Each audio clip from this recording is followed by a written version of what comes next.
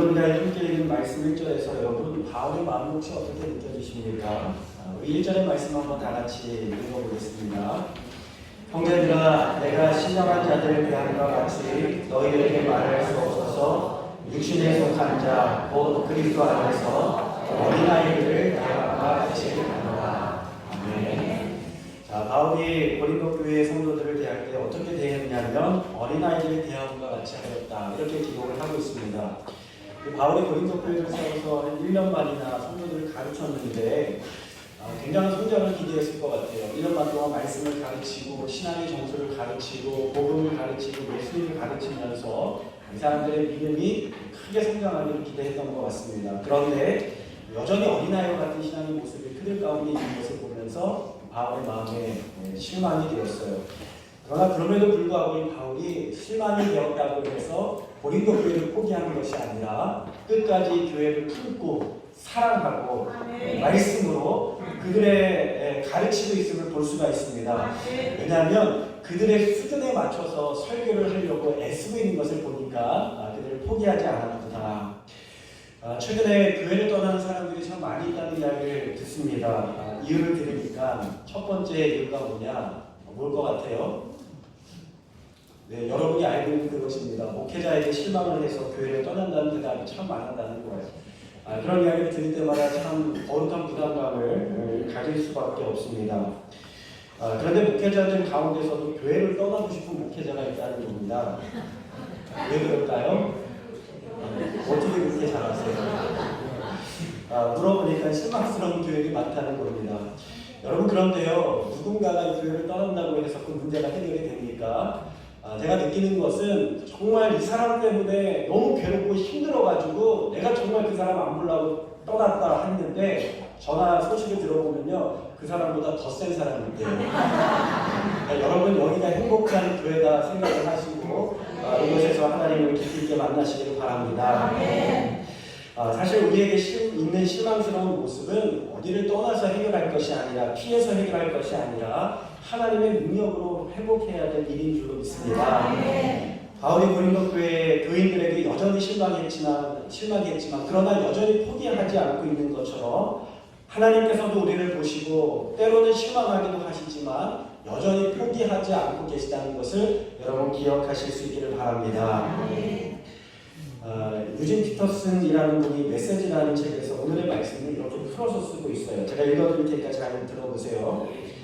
젖 먹는 것 외에는 아무것도 할 수 없는 어린아이처럼 굴고 있습니다. 이제 나는 어린아이를 대하듯 여러분을 양육할 작정입니다.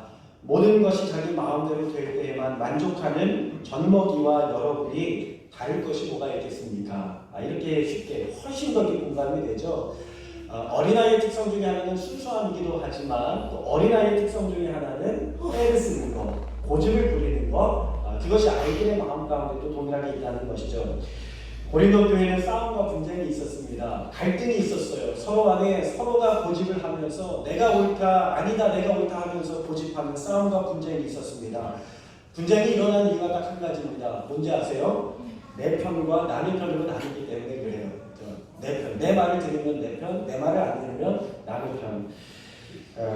바울은 누구 편에 속했다고 말하는 것은 영적인 사람이 아니라 육에 속한 사람이라고 지적을 합니다. 쉽게 말하면 그것이 하나님을 기쁘시게 하는 일이 아니라는 것을 우리 가운데 말씀하고 있는 것이죠. 어린아이들은요 타인의 마음이나 다른 사람의 생각을 살피지 않습니다. 자기 생각을 고집하고 자기의 마음대로 때를 쓰게 되죠. 무엇을 사달라고 했는데 그것이 들어주지 않으면 어떻게 해요? 바닥에 그냥 뒹굴고 때를 쓰면서 발로 걷어차면서 때를 쓰는 것입니다.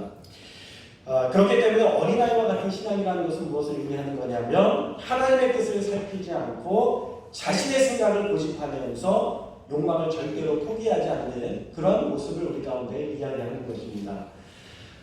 오랜 세월 신앙생활을 하는데도 영적으로 성장하지 못하는 것은 바로 이러한 마음을 가지고 신앙생활을 하기 때문은 아닐까요? 어떤 교회에서 청소년 예배실을 체육관으로 리모델링을 했습니다. 그런데 그 부서에 담임 목사님의 아들이 있었는데 가장 큰 불만이 있었어요. 이 아들에게 있어서 가장 큰 불만은 뭐냐면 이 청소년부에 농구대 시설, 체육시설을 만들어 놓고 원하는 시간에 농구를 할 수가 없다는 거예요. 아마 이 친구의 마음 가운데 예배드리는 시간만 되면 그 농구 골대를 보면서 농구하고 싶은 마음이 굉장히 들었을 겁니다. 지금 하고 싶은데 예배 때문에 못하고, 지금 하고 싶은데 교회 행사 때문에 못하고, 지금 하고 싶은데 무슨 일이 있어서 못하고, 그래가지고 아빠한테 와가지고, 그 담임 목사님이니까 아빠한테 와가지고 막 그것을 가지고 불평을 하고 하소연을 했다는 거예요. 그 이야기를 듣고 아들에게 이렇게 이야기를 해주었다는 겁니다. 교회는 내가 하고 싶은 것을 하는 일이 아니라 모든 사람이 하나님을 예배하는 곳이란다. 그렇기 때문에 누군가를 양보하고 배려해야 되지, 그렇게 해야 교회가 바르게 세워지는 것이란다. 제 선생님이신 김병상 목사님의 이야기였어요. 여러분, 우리 교회에는 여러 가지 불만이 있을지 모르겠습니다. 여름과 겨울이 되면 냉난방을 하게 되죠. 그러면 어떤 일이 벌어지게 되냐면, 여러분, 여름에 에어컨을 틀면 어떤 일이 벌어지게 됩니까? 네, 시원하죠. 에어컨과 멀리 있는 사람은 시원하게 되고요, 에어컨과 가까이 있는 사람은 춥게 됩니다. 어떤 곳은 바람이 불어서 추운 곳이 있고, 어떤 곳은 바람이 약하게 불어서 좀 더운 곳이 있습니다. 그러면 추우면 어떻게 하면 되죠? 옷을 더 입든지 아니면 다른 곳으로, 바람이 약하게 부는 곳으로 이동하면 됩니다. 그런데 바람이 분다고 해서 에어컨을 끄라고 하면 어떻게 되겠습니까? 네, 덥겠죠. 지난주에 오예배 때 에어컨을 꺼봤더니 다 주무시더라고요. 그러면서 뭐라고 이야기하시냐면, 저는 다른 곳에 가지 않을 거예요. 이 자리는 우리 조상 대대로부터 물려받은 자리란 말이에요. 그런데 에어컨이 옮겨지던지 끄던지 이렇게 생각하시는 분이 있을지 모르겠어요. 우리 교회 말고 다른 옆 교회. 사람이 많아지면 자리가 좁아지기 마련이죠. 맨 앞자리는 주로 많이 비어있는데, 혹시 시간이 좀 늦어서 늦게 오시는 분들이 교회 들어올 때 제가 가끔 자리를 찾지 못해서 한창 서성이는 모습을 보게 됩니다. 여러분, 굉장히 좋은 변화예요. 무슨 변화예요? 사람이 많아졌다는 얘기입니다. 늘어났다는 이야기입니다. 그렇다면 어떻게 해야 되냐면, 여기 자리는 내가 조상 대대로부터 물려받은 자리를 하면서 고사할 것이 아니라, 이들의 연약한 이들을 위해서, 늦게 오는 이들을 위해서 앞자리로 이동해서 예배드릴 수 있다면 더 성숙하고 하나님 기뻐하시는 예배가 되지 않겠습니까? 어린아이와 같은 신앙을 가지고 있는 사람은 너가 희생하고 포기하라라고 이야기를 합니다. 자신의 뜻과 주장을 굽히지 않아요. 그러나 누군가를 위해서 내가 포기하고 희생할 때에 우리의 신앙은 성숙해지고 성장하고 자라나게 되는 줄로 믿습니다. 이 포기와 희생이라는 것이 꼭 타인을 위하여 봉사하는 것만을 뜻하지는 않습니다. 때로는 내가 추구하는 가치관, 때로는 내가 추구하는 전통, 때로는 내가 그동안 해왔던 습관과 관념들을 내려놓는 것 또한 희생이 될 수 있다는 것이죠. 성숙한 신앙은 어디에서 성장하게 되냐면, 내가 완전하지 않다는 것을 인정하는 데에서 시작하게 됩니다. 내 기억이 완전하지 않고 내 생각이 완전하지 않다는 것이죠. 그리고 내가 완전하지 않기 때문에 하나님의 뜻을 맞추기 위하여 우리의 고집과 우리의 욕심과 싸울 때에 우리는 신앙의 성장이 일어나게 되는 것입니다. 미국에서 나서 자란 이세훈 성모님이 어느 날 교회에서 대표 기도를 하셨어요. 미국에서 태어나서 자랐으니까 한국말이 서툴 거 아니에요? 이 한국말이 서툰데 이렇게 기도를 하셨습니다. 앞에 나와서 뭐라고 기도하냐면, 기도하는 가운데에 모든 성도님들이 다 기도하고 있는데, 하나님, 우리 목사님이 성령으로 충만하고, 네, 영적으로 충만하고, 육적으로 충만하고, 성적으로 충만케 하여 주옵소서. 말실수를 하는 것이죠. 네. 그다음 교인들이 아주 웃음을 찾느라고 너무너무 힘들었다는 거예요. 한국말이 서투니까 실수할 수 있는 겁니다. 그 교회 한인 이세 목사님의 에피소드인데, 이분에게 사정이 있어서 예배 시간에 듣게 되었는데 그 이유를 설명하면서 이렇게 이야기했다고 합니다. 정말 죄송합니다. 어머니의 육갑잔치 때문에 늦었습니다. 여러분, 언어라는 것이 사실 오랜 세월 동안 형성된 것이기 때문에 쉽게 전환되지 않습니다. 한 언어를 습득한 세월만큼 그 시간이 지나야 자연스럽게 언어가 되어지는 것이죠. 마찬가지로 신앙의 습관도 마찬가지입니다. 신앙의 성숙이 이루어지려면 어린아이와 같은 습성들을 버리는 것들이 필요하다는 거예요. 여기에서 훈련이라고 이야기하는 것은 하나님의 뜻을 살피고 그 뜻을 위해 내 고집과 욕심을 버리는 것, 바로 그것을 이야기하는 것입니다. 여러분 잘 알고 있는 것처럼 중세 유럽에는 흑사병, 페스트라고 하죠. 흑사병으로 인하여서 3분의 1가량이 죽음을 당했습니다. 굉장히 많은 인구가 죽은 거예요. 우리나라가 5천만 명 된다고 하는데 한 2천만 명 가까이 죽었다는 거죠. 그런데 그 가운데 흑사병에 거의 걸리지 않은 민족이 있었는데 누구냐면 유대인이었다는 거예요. 유대인들은 흑사병에 거의 걸리지 않았습니다. 지금은 그렇지 않지만 당시 유럽인들의 생활 습관은 굉장히 야만적이었어요. 그래서 그들은 목욕을 하지 않았습니다. 목욕 안 해서 목욕이 뭐야? 라고 할 정도로 목욕에 대해서 알지 못하고 음식도요 밖에서 일하다가 생활하다 그냥 들어와서 손으로 그냥 집어 먹었다는 거예요. 여러분 끔찍하죠? 그리고 더 놀라운 것은요 비누가 무엇인지 몰랐다는 겁니다. 그 정도로 불결한 생활을 하고 있었는데 유태인들은 달랐어요. 하나님 앞에 예배드려야 되니까 예배드릴 때마다 목욕을 하고 하나님 앞에 예배드리고 밥 먹을 때마다 하나님 앞에 기도해야 되니까 그때마다 자신의 몸을 씻고 손을 씻고 기도하고 식사를 했습니다. 그렇기 때문에 그 손을 씻는 습관, 목욕을 하는 습관이 이 유태인들을 흑사병에서 건져낼 수 있었다는 것이죠. 이런 작은 습관들이 유태인들의 생명을 건졌을 뿐만 아니라 세계적으로도 위대한 민족이 되게 되는 놀라운 훈련이 되는 것입니다. 제럴드 시처라는 목사님이 있어요. 이 목사님께서 쓰신 책 하나님의 뜻이라는 책이 있습니다. 그 책에서는 습관과 관련해서 이렇게 이야기를 합니다. 일상생활에 대한 단순한 현실이 미래의 기초가 된다. 단순하지만 사소하지만 그런 것들을 반복하며 진정으로 최선을 다하여 헌신하며 살아갈 때에 그것이 우리의 미래의 삶을 바꾸고 하나님의 뜻을 이루는 귀한 자원이 된다는 말입니다. 갑자기 우리는 이런 생각을 하죠. 허황된 영웅이 되는 꿈을 꾸기도 합니다. 제가 어렸을 때 꿈이요 뭐였을 것 같아요? 어떻게 이렇게 잘하세요? 대통령이었어요. 근데 정말 놀라운 것은요, 제가 어렸을 때 반이 50명이고, 그리고 반이 2개가 있었어요. 2개가 있었는데 한 100명 정도 되잖아요. 근데 그 중에 80명이 꿈이 똑같았어요. 대통령이에요. 여러분, 대통령 임기가 5년인데, 그쵸? 5년마다 한 번씩 하면 몇 명, 100년 동안에 몇 명 할 수 있어요? 20명 할 수 있는데, 저희 초등학교 때 한 반에 친구들이 80명이니까 그 중에 대통령의 꿈이 80명이니까 그 중에 60명은 못하는 거예요. 여러분 그런데요 우리가 그렇게 대통령이 되는 것 또는 영웅이 되는 것 이런 꿈을 꾸고 살아가지만 그러나 그렇게 되는 것은요 사실 here and now 주어진 삶 여기 지금 이곳에서 우리 가운데 주어진 일들에 충실할수록 하나님의 일을 하나님의 뜻을 행할 수 있는 사람이 될 수 있다는 것입니다. 이 제럴드 시처 목사님이 4명의 아이를 낳고 행복한 결혼 생활을 하고 있었어요. 그때쯤에 가정에 사고를 당하게 됩니다. 음주운전차가 와서 중앙선을 넘어와서 일가족이 탄 차량과 정면으로 충돌하게 되었고요. 막내가 그곳에서 그 자리에서 숨지게 돼요. 그리고 아내 사모님이 그 자리에서 목숨을 잃게 됩니다. 이 목사님께서 병원에 있으면서 너무나도 그런 일들을 바라보고 겪으면서 하나님 앞에 부르짖으면서 기도하는 거예요. 하나님 어찌하여 이렇게 큰 고통과 고난을 우리 가정에 주십니까? 마치 기적이 일어나서 그 가정에 일어난 일을 시간을 되돌려 주기를 원하는 마음으로 하나님 앞에 간절하게 부르짖습니다. 하나님 제발 바꿔주시고 하나님 제발 살려주시고 되돌려 주실 수만 있다면 되돌려 주시기 원합니다. 그러나 그런 일은 일어나지 않고 그에게 주어진 일을 남은 가족을 위해 아이들을 위하여서 일도 해야 되고 아이들도 양육해야 되고 그리고 그 아픔과 어려움을 혼자 감당해야 되는 일들을 할 수밖에 없었습니다.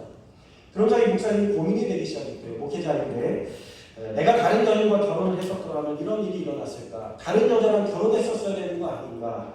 다른 선택을 했었더라면 괜찮았을까? 내가 목회자가 아니고 다른 일을 했다면 괜찮았을까?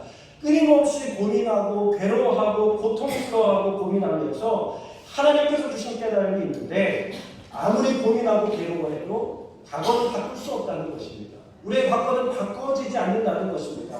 그리고 지금 아무리 또 고민하고 후회해도 우리의 미래를 우리의 마음대로 선택하고 바꿀 수는 없다는 것이었습니다. 그러면서 그가 하나님께서 진정으로 원하는 것이 무엇인지 깨닫게 되는데 내가 잘못 결혼했나, 내가 다른 직업을 선택했어야 됐나 하며 끊임없이 후회하며 다른 선택에 대해서 동경하며 살아갈 것이 아니라 지금 이 순간 여기에서 일어난 일을 수용하고 받아들이고 그 가운데 전심과 전력을 다하여 선하신 하나님을 향하여 믿음을 가지고 살아가는 것, 그것을 하나님께서 원하신다는 것을 깨닫게 됩니다. 여러분, 우리는 어떻게 살아가고 있을까요? 어떻게 살아가고 계십니까? 많은 사람들이 결혼에 실패해서 이렇게 이야기를 합니다. 그때 다른 사람을 선택했어야 되는데, 다른 사람과 결혼했어야 되는데, 그러나 결혼에 실패하는 것은 누구와 결혼했기 때문이 아니라 결혼한 이후에 배우자를 사랑하는 법을 배우지 않았기 때문이라는 것이죠. 소명도 마찬가지입니다. 하나님께서 내가 어떤 직업을 선택하시기를 원하시는가, 그 직업을 놓고 선택을 놓고 문제가 있었나, 어려움이 있거나 갈등이 있을 때마다 이렇게 생각하죠. 내가 잘못 선택했나? 하나님의 뜻이 아닌가? 예를 들면 이런 거예요. 이 교회가 아닌가? 다른 교회를 가야 되는가? 이런 생각이 들 수도 있습니다. 그러나 그것은 하나님께서 원하시는 것이 아니라 어떤 직업인가가 중요한 것이 아니라 주어진 직업 가운데에 내 자신이 준비되기 위하여 날마다 얼마나 충실하게 살아가고 있는가, 하나님께서 나에게 주어진 삶 가운데 내가 얼마나 충실하게 살아가고 있는가, 매 순간순간 하나님의 뜻을 구하며 살아가고 있는가, 그것이 우리의 삶 가운데 중요한 일인 줄로 믿습니다. 이 제럴드 시청 목사님이 살면서 평범한 일에 소비되는 시간이 얼마나 되는지를 계산해 보았다고 해요. 그냥 보통 80세를 산다고 한다면 80세를 사는 사람은 29,200일을 산다고 합니다. 그러면서 70만 800시간을 산다고 해요. 굉장히 많은 시간을 우리가 살아가는데 이것을 일상적인 소소한 일을 하는데 한번 대입을 해보았대요. 양치질 하는데 여러분 어느 정도 시간을 소비하실 것 같아요? 하루에 한 4분 정도 양치한다고 생각을 하면 2,000시간을 양치하는데 소비한다는 거예요. 여러분 평생 살면서 83일을 쉬지 않고 양치질만 하는 거예요. 자, 여러분 잠자는데 몇 시간 정도 소요할까요? 그냥 일반적으로 7시간을 하루에 잔다고 계산을 했을 때에 204,400시간을 잔다는 겁니다. 여러분 살면서 평생이요 23년 동안은 잠만 자는 거예요. 놀랍지 않습니까? 먹는 데는 얼마나 시간을 소비할까? 하루에 90분 정도 먹는 데 시간을 쏟는다고 한다면 43,800시간. 여러분은 쉬지 않고 5년 동안 먹기만 하는 겁니다. 잠도 안 자고 쉬지 않고 24시간을 먹기만 해서 5년 동안 계속 먹는 거예요. 축복합니다. 너무 행복하시죠? 자, 집안일 하는데 어느 정도 되나? 58,400시간, 약 6년 6개월을 집안일만 하고 차에 타고 있는 시간 하루 30분만 계산을 했을 때 한 600일 정도를 차만 타고 있는 거예요.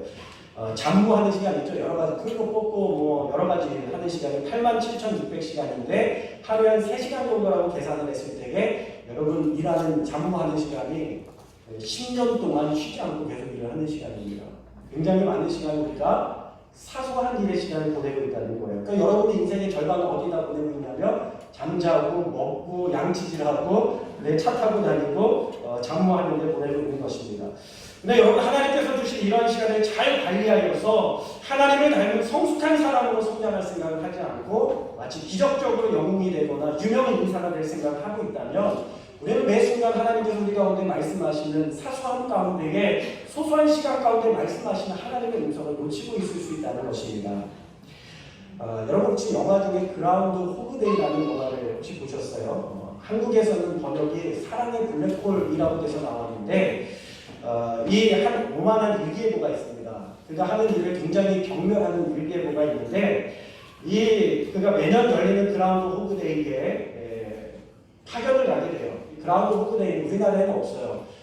미국이나 독일에서 영국이나 뭐 이런 데서 토끼를 잡아다가 설치류 같은 토끼를 잡아다가 그 토끼로 얼마나 더 추운 날이 남아있을지 이렇게 점을 치는 그런 어떤 행사를 하는 날이라고 합니다.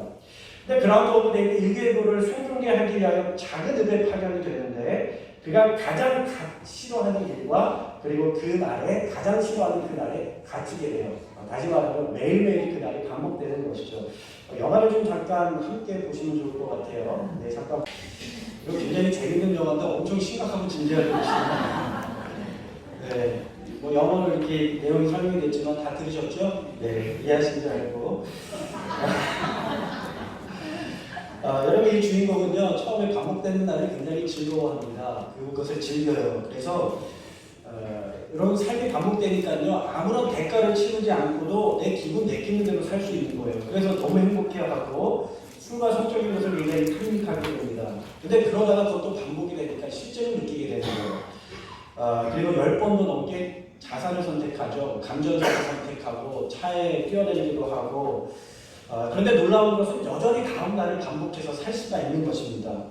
근데 결국 날짜는 바뀌지 않아도 그가 깨닫는 것이 아닌데 날짜는 바꿀 수 없지만 나 자신을 바꿀 수 있다는 사실을 깨닫게 돼요. 그래서 피아노 레슨을 받고 굉장히 피아노를 잘 치는 전문가가 되고요. 얼음 조각을 하면서 그 조각가가 되고요. 시를 낭송하고 외국어를 배우면서 프랑스어에 능통한 그런 사람이 됩니다.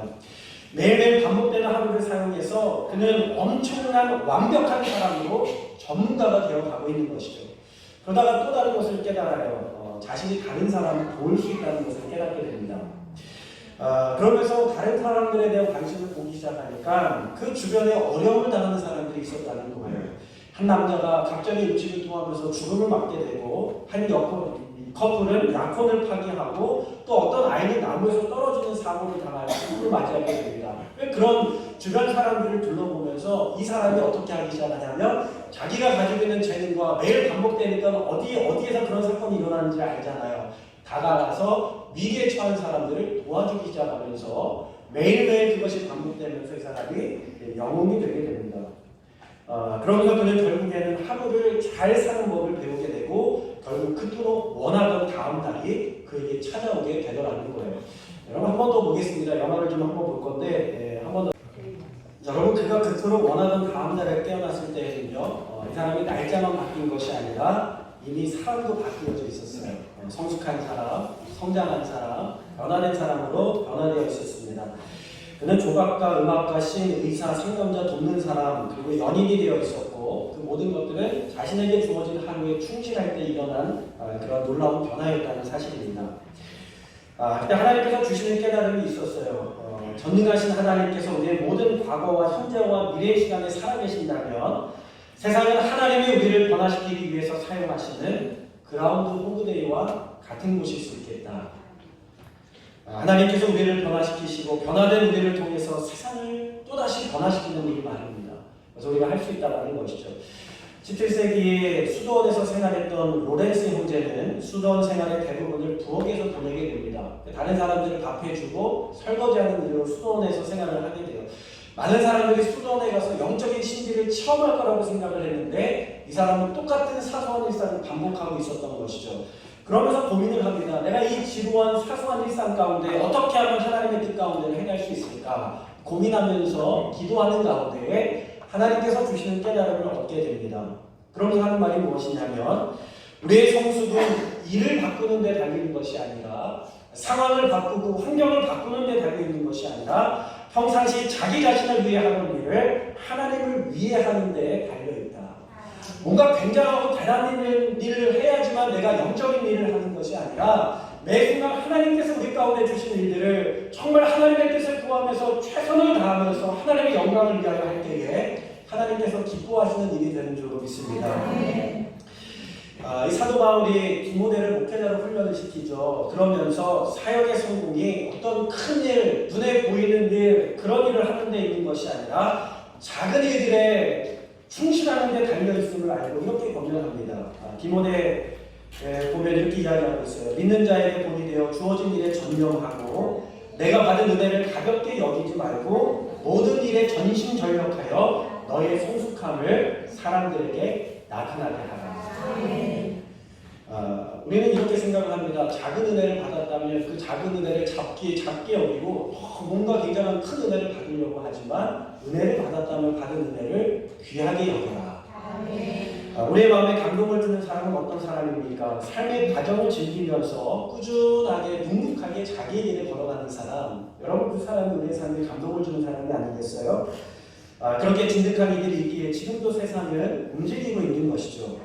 한 주도 거르지 않고 교회에서 열심히 봉사하는 성도들, 이들, 또 예배 나와서 열심히 전심을 다해 하나님 앞에 예배하는 이들, 주어진 하루의 일과에 전심과 전력을 다하는 이들, 심지어 운전을 하면서 승객들의 안위를 염려하여 최선을 다해서 자신의 몸과 컨디션을 관리하는 사람들, 주어진 학생들을 바르고 건강하게 가르치기 위하여 매 순간순간 전심을 다하는 선생님들, 그리고 그런 선생님과 함께 주어진 시간에 최선을 다해서 자기에게 주어진 사소한 숙제 하나하나를 최선을 다해서 제출하는 학생들, 그리고 직장의 직원의 성공을 위해서 노력하는 경영자들, 우리가 기적만 바라고 아무것도 하지 않고 허비하는 인생이 아니라 날마다 하나님께서 우리 가운데 주어진 일들을 감당할 때에 우리는 믿음의 성숙함을 이루어내게 될 줄로 믿습니다.